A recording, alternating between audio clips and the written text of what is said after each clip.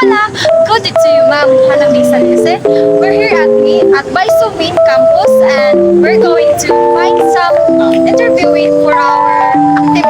But before that, please allow us to introduce ourselves. By the way, I am Rosal Abramadera from BSN Social Studies G2 and I am Danny Banyas Nicamo, based in Social Studies 3.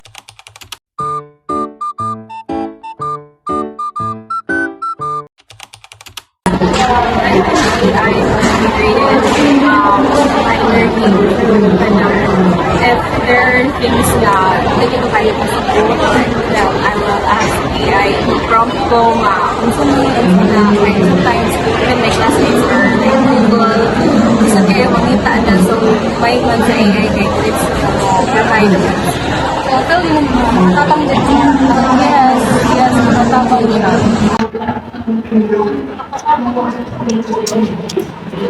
especially if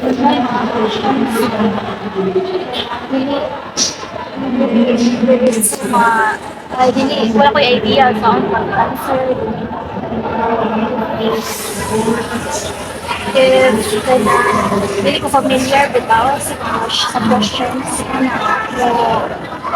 mangita mo ba other alternatives like So, EI helps me integrating my discussion in a way na it can help me to help me like to broaden or to explain more about the specific topic, especially nga, di ba, if you will utilize Google kana makakonta nga there's the various nga mga sources or references, di ba? So with the help of AI mas kana bitaw makaingon ko nga mas specific gamin hangwan like if na ko'y question regarding sa topic like specific na dayon ang ilang answer. That's why maka-help or maka-idea ko okay nga nila ay about ano nga kay more siya common and more siya ginagamit ko sa mga pero sa katong pagtanong the first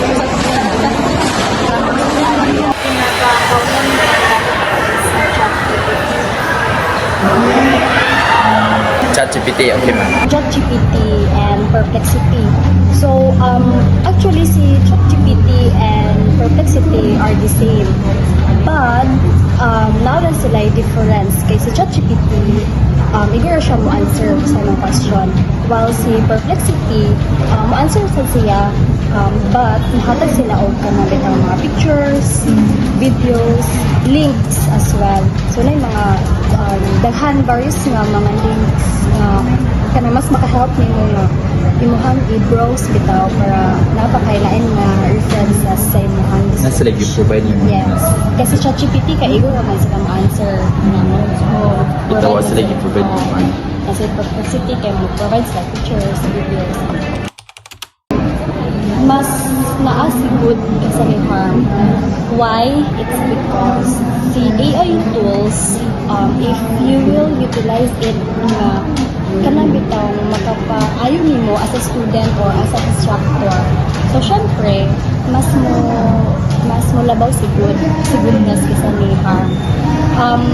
Ko lang siguro, ug harm ang kay mo broad ra pud nga term si harm. So mas higher sigudness kaysa ni well, I think if dili siya magamit kita maka-harm din siya but if kanang ibola mo limitations ang paggamit or like mo siya sa ang paggamit ng AI doon makatabang din siya. Personally, I think yes. Mas mga student karon nga mas pinakaan na bitaw nilang iyaw tools especially in answering their assignments or doing their activities. So, dito ra bitaw nila ChatGPT, dito ra nila isa pa nga diha. But we need to be considerate nga kanang dili ra bitaw ta like we will rely on ra bitaw sa mga AI tools. So, syempre na sa AI tools para maka-help nato like makakita idea but not umabot sa point na sila lang yung bahala ma-answer like dito na taka-paste. So, syempre, that's the first one na we must consider. Ang AI tools, wala na sila gigama para well, saligan na sa in answering our questions, in answering our activities or assignments, but to help ra nato, like to have an idea. So more dyan ay first nga ikaw consideration para na dili ra ta mo rely sa mga I think if mag-search if using AI, it has evidence sa mga copy paste. And I think if ganito lang siya mag-search stats like at ay mag-one of links nga ay all reference only, and then if mag-ask dili good mismo dili bitaw kay copy and paste na good dayon dili siya i-rephrase or like kanang for ma'am. understanding lang na kanang pasabton na ay para makasabot lang sa ato